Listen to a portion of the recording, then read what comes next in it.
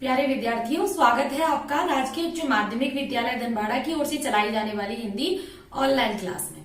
तो आज हम पढ़ेंगे उपसर्ग। और उपसर्ग बिल्कुल नए तरीके से आपने कविता को गाते हुए सुना होगा, लेकिन आज हम उपसर्ग भी गीत की तरह गा के पढ़ेंगे। तो आइए देखते हैं उपसर्ग।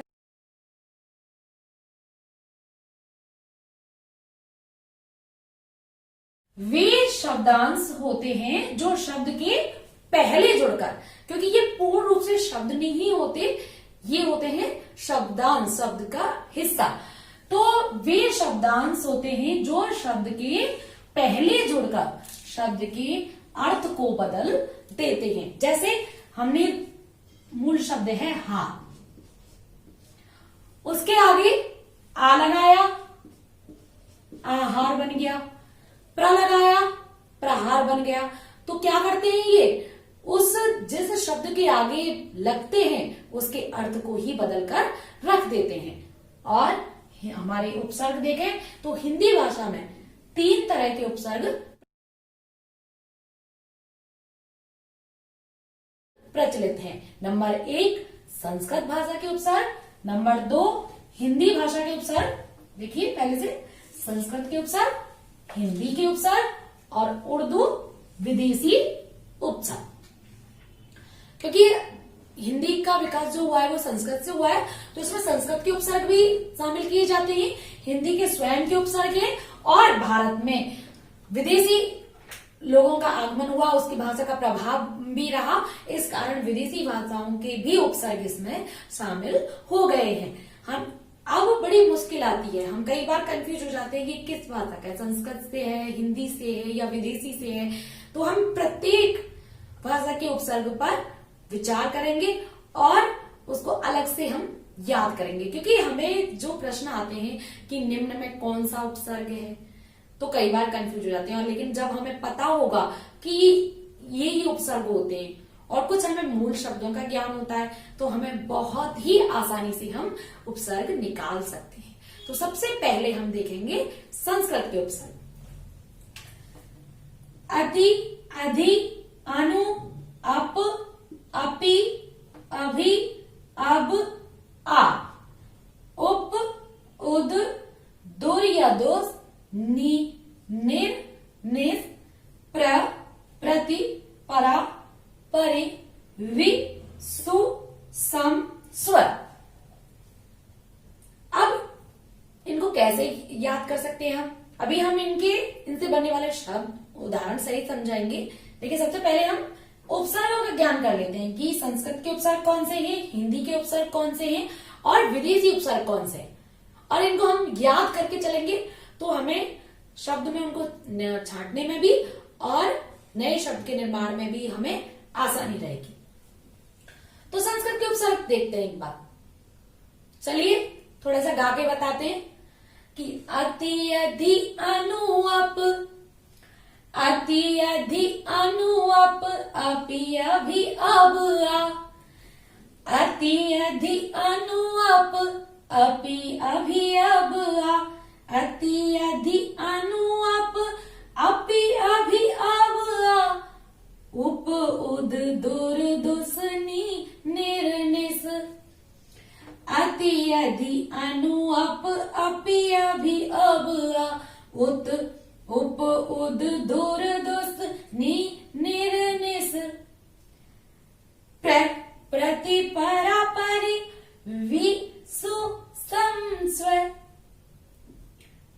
फिर से अति, अधि, अनु, अप, अपि, अभि, अब, आ, उप, उद, दुर, दुस, नि, निर, निस, प्र, प्रति, परा, परि, वि, सु, सम, स्वर। हो गया। संस्कृत के उपसर्ग खत्म? नहीं खत्म हुए। अभी हम इनके एक एक करके उदाहरण पढ़ेंगे, इनका अर्थ पढ़ेंगे। तो अभी चलते हैं हम हिंदी की तरफ। पहले याद तो करते चलेंगे। तो आ, उ, औ लग गई कहीं भी, तो कैसे करते हैं? आ, उ, औ। फिर कैसे करते हैं, आगे वाले से कहते हैं रहने दे, तो उसको कैसे कर देंगे, अन अध अधे, आ उ औ, अन अध अधे, आ उ औ, अन अध अधे, आ उ औ, अन अध अधे। हिंदी के उपसर्ग। अब देखो, इतने तो हमने याद कर लिए कि कहीं रास्ते में हम लोग जा रहे थे तो वहां लग गई, तो हम कैसे कर रहे हैं, आ उ औ, और जिससे टकराए उससे अन अध अधे। अब आगे गए, वहां पर दो सास और बहू जा रही है, ठीक है। अब नल है पानी का, उस पर दोनों खड़ी हैं, तो जो सासू माँ है वो किसी और के लिए पानी भर रही है, तो उनकी बहू क्या कह रही है, ओ नी भर सासू, उनको नी भर सासू, आ उ औ, अन अध अधे, उनको नी भर सासू, आ उ औ, अन अध अधे, उनको नी भर सासू।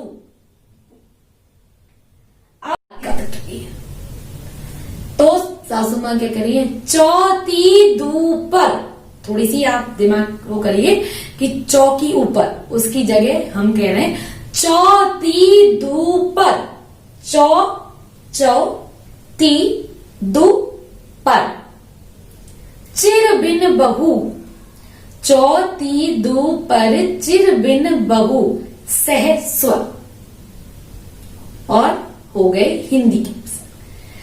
आ उ औ, अन अध अधे, चौथी दू पर चिर बिन बहू, सह स्वर। आ उ औ, अन अध अधे, चौथी दू पर चिर बिन बहू, सह स्वर। हिंदी के उपसर्ग हो गए। चलो उर्दू की तरफ चलते हैं।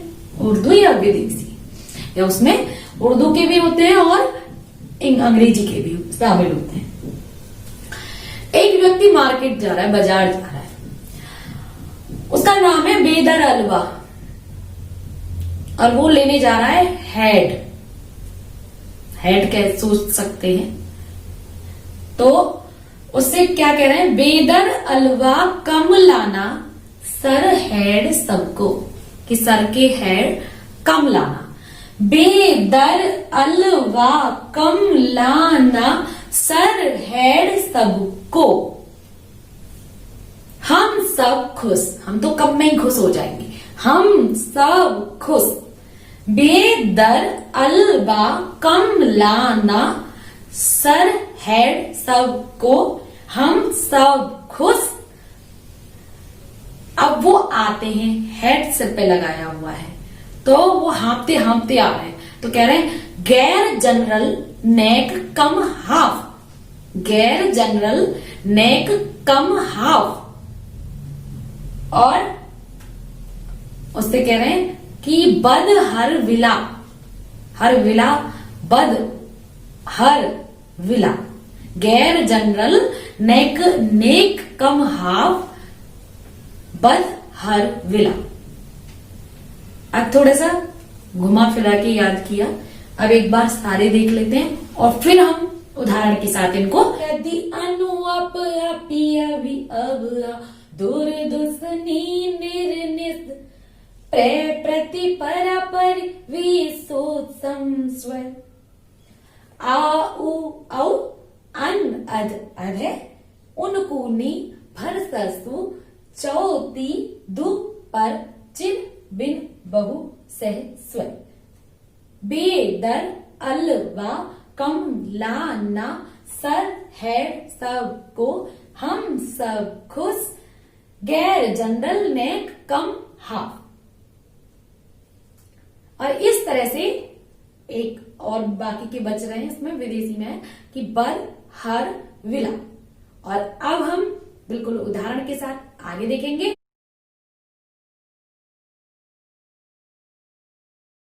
उपसर्ग अति, ये इसका अर्थ ऊपर, अधिक या परे के संदर्भ में लिया जाता है।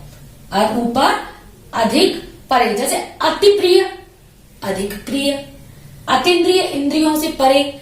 तो जो अर्थ दिए हुए हैं ऊपर, अधिक, परे, तो इनमें से किसी के भी संदर्भ में इसमें लिया जा सकता है।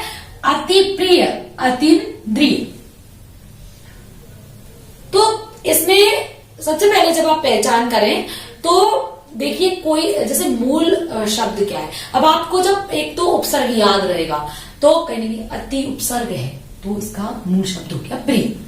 अतीन्द्रिय, तो अति उपसर्ग आपके दिमाग में है और इंद्रिय शब्द भी आपने सुना है, तो आप बहुत आसानी के साथ इनको निकाल सकेंगे कि इसमें मूल शब्द कौन सा है, उपसर्ग कौन सा है। मूल से तो आपको उपसर्ग एकदम क्लियर होना चाहिए दिमाग में कि ये उपसर्ग हैं, तो आप बहुत, और जब उपसर्ग भी पता होगा और मूल शब्द भी ध्यान में होंगे तो आप बहुत ही आसानी से, इतना सरल बन जाएगा आपके लिए उपसर्ग कि आपको बहुत रटने की कोई आवश्यकता नहीं होगी।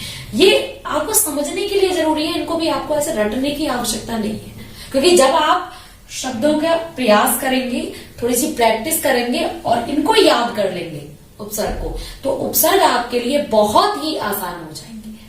तो अति, अधि अंतर्गत या प्रधान के लिए इसका प्रयोग होता है, अधिकार, अधिष्ठाता, इस तरह से। अनु सादृश्य या पीछे के लिए तो अनुकरण, अनुसंधान। अप निरादर या दीनता के लिए जैसे अपमान, अपयश। अपि निश्चय या भी के लिए अपितु, अपिधान। अभि पास या सामने, तो अभिमान, अभिवादन। अप निरादर और दीनता के लिए जैसे अपमान, अपयश। अपि निश्चय या भी, अपितु, अपिधान। अभि पास या सामने के लिए, तो अभिमान या अभिवादन। अब अनादर या हीनता के लिए जैसे अवगुण, अवहेलना। आ पूर्ण, विपरीत, सीमा। आ का प्रयोग किया जाता है, जैसे विपरीत के लिए किया गया है आहार। आहार यानी ये पूर्णता के लिए किया गया है, और आगमन ये विपरीत के लिए किया गया है। उप उच्चता, ऊपर, श्रेष्ठ के लिए, यानी उपहार, उपवास। उद समीपता, सहायता, गौण, जैसे उदार, उत्थान। और इनको आप फिर से अति, अधि, अति, अधि, अनु, अप, अपि, अभि, अब, उप, उद, अति, अधि, अनु, अप, अपि, अभि, अब। तो बहुत ही सरलता के साथ आप इनको समझ सकते हैं। और ये क्या है कि शब्द के आगे लगकर प्रिय, अति प्रिय, और इंद्रिय के आगे लगा अतीन्द्रिय, इंद्रियों से भी परे। तो शब्द में क्या कर दिया, बिल्कुल परिवर्तन कर दिया। तो वे शब्दांश जो शब्द के आगे लगकर शब्द के अर्थ में परिवर्तन करते हैं उन्हें उपसर्ग करते हैं, और हम कहते हैं, और हम उपसर्ग पढ़ रहे हैं संस्कृत के उपसर्ग। तो आइए, अभी तक हमने 10 उपसर्ग पढ़े और बाकी के उपसर्ग के उदाहरण देखते हैं। दुर, दुस निंदा या कठिनाई के लिए। दुराचार, दुस्साहस, ये इसका एक अर्थ बुरा भी होता है। नि निषेध या अधिकता के लिए। निवारण, निषेध। निर या निस निषेध रहित, बिना, निर्बल, बिना बल के, निर्भय। प्र अधिक, आगे, ऊपर। प्रहार ऊपर प्रहार कर किया। प्रबल प्रयोग। प्रति समानता या प्रत्येक के लिए। प्रतिवर्ष प्रतिवाद। परा विपरीत, उल्टा, पीछे। पराजय पराधीनता। परि चारों ओर, परिवर्तन परिक्रमा, पर्यावरण, सम पूर्णता सुंदर, संयोग या सम्मान।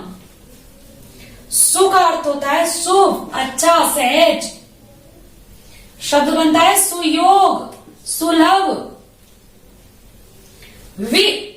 विशेष या अभाव के लिए, जैसे विदेश, दूसरे देश में, विहीन, अभाव के लिए। स्व अपना या निजी के लिए, स्वतंत्र अपना राज्य या स्वदेश अपना देश। तो संस्कृत के हमने 10 उपसर्ग पहले पढ़े। अति, अधि, अनु, अप, अपि, अभि, अब, आ, उप, उद। और ये दुर, दुस, नी, निर, निस, प्र, प्रति, परा, परि, सम, सु, विस्व। तो उम्मीद करती हूं आपको संस्कृत के उपसर्ग याद हो गए होंगे। और आगे बढ़ते हैं।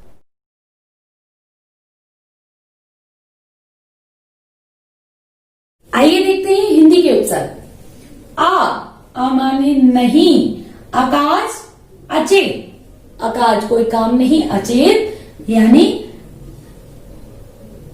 बेहोश। ओ ऊंचा, उछालना, उजाड़ना। औ माने बुरा या नीचे के लिए प्रयोग होता है, तो इससे बनने वाले शब्द अवगुण, अवघट। अन माने बिना, अनपढ़, अनदेखा। अध आधा, अधमरा या अधपका। अधे नीचे के लिए, अधोगति, अधोमुख। उन एक कम, 59, 49। का या कु माने बुरा या कठिन। कपूत, कुढ़न, कुचार। नि विपरीत, निडर, निशान। भर भरा हुआ, पूरा, तो भरपूर, भरमार। सासु अच्छा, सपूत, सजल। तो ये हुए आपके हिंदी के 11 उपसर्ग। आगे बढ़ते हैं। उससे पहले आ, उ, आउ, अन, अध, अधे, उन, कु, नी, भर, सासु, उनकुनी, भर, सासु। तो आगे देखते हैं हिंदी के चौ माने 4, चौमासा, चौराहा, चौखट। तीन, तिरंगा, तिपाही, तिमाही। दो का अर्थ है 2, दुरंगा, दुनाली। पर माने दूसरा, परहित, परहित और परसुख। चिर माने सदैव, चिरकाल, चिरजीवी। बिन निषेध या अभाव, बिन देखा, कभी देखा नहीं हो, बिन खाया। बहु माने ज्यादा संख्या में, बहुमूल्य, बहुमत। सहचर, सहगामी, सह माने होता है साथ। स्व अपना, स्वदेश और स्वराज। इस तरह से हिंदी के उपसर्ग समाप्त होते हैं। अब हम पढ़ेंगे विदेशी उपसर्ग।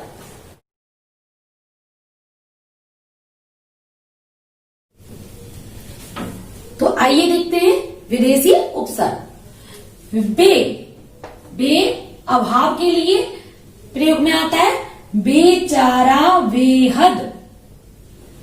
दर का दर आता है मैं के अर्थ में, जैसे असल, जिस कहते हैं ये बात असल में, तो उसके लिए दर असल, दरकार, अल निश्चित के लिए, तो अलविदा, अलवेला, बा अनुसार या साथ के लिए, बाकायदा या बाअदब, कम थोड़ा, कमजोर, कम अकल, ला बिना का अर्थ देता है लाचार, लापता, जिसका कोई अता पता ना उसके अंदर लापता, तो ये ला अर्थ देता है बिना का, ना रहित, नालायक जो लायक ना हो, सर मुख्य या प्रधान, सरकार, सरताज, हेड प्रमुख, हेड मास्टर, हेड बॉय, सब उप के लिए सब इंस्पेक्टर, सब डिवीजन, ये इंग्लिश के हैं, सब, हेड, सर। और इसमें उर्दू, इंग्लिश और भी अन्य भाषाओं के जो भी उपसर्ग शामिल किए गए हैं वो उर्दू या विदेशी उपसर्गों में। तो बेदर अलवा कम लाना सर हेड सबको, बेदर अलवा कम लाना सर हेड सबको, बेदर अलवा कम लाना सर हेड सब को हम अपनी तरफ से ट्यून करें तो बेदर अलवा कम लाना सर हेड सब। विदेशी उपसर्ग हम का अर्थ साथ, हमदम, हमसफर, खुश अच्छा, खुश मिजाज, खुशखबरी, बद रहित बुरा, उसे शब्द बने बदनाम, बदतमीज, हर प्रत्येक, हर घड़ी, हर रोज, बिला बिना, बिला कसूर, बिला वजह, गैर रहित भिन्न, गैर हाजिर, गैर कानूनी, जनरल, जनरल का अर्थ होता है प्रधान, जनरल मैनेजर, जनरल सेक्रेटरी, नेक, नेक का अर्थ होता है भला, नेक दिल, नेक नियत, कम थोड़ा, कमजोर, कमसिन, हाफ, हाफ का अर्थ होता है आधा, हाफ पैंट, हाफ टिकट, तो हम खुश, बदहर बिला, कहा बेदर अलवा कम लाना सर हेड सबको हम खुश। अब वो दौड़ता दौड़ता आया तो बदहर बिला, बुरी हालत में मिला, बदहर विला, और जब वो बुरी हालत में दौड़े दौड़े आ रहा था तो गैर जनरल, क्योंकि वो सर पे हेड लगा के आया तो वो जनरल नहीं है, तो गैर जनरल नेक कम हाफ, हम खुश, बदहर विला, गैर जनरल नेक कम हाफ, बेदर अलवा कम लाना सर हेड सबको, बदहर विला और गैर जनरल नेक कम हाफ। तो अब तक हमने पढ़े संस्कृत के उपसर्ग अति, अधि, अनु, अप, अपि, अभि, अब, आ, उप, उत, दुर, दुस, नि, निर, निस, प्र, प्रति, पैरा, परि, वि, सु, सम, स्व। और हिंदी के उपसर्ग आ, उ, औ, अन, अध, अधे, उन, ऊनी, भर, सरसु, चौथी द्विपर, चिर, विन, बहु, सह, स्व। और विदेशी उपसर्ग बेदर, बेदर, अलवा, कम, लाना, सर, हेड, सब को ट्यून के लिए, वद, हर, विला, गैर जनरल, नेक, कम, हाफ। तो इस तरह से हमने पढ़े उपसर्ग। ऐसे ही बाकी के और भी व्याकरण हम इसी तरह से ट्रिक के साथ पढ़ेंगे, तो बने रहिए एनजे चौधरी के साथ। धन्यवाद।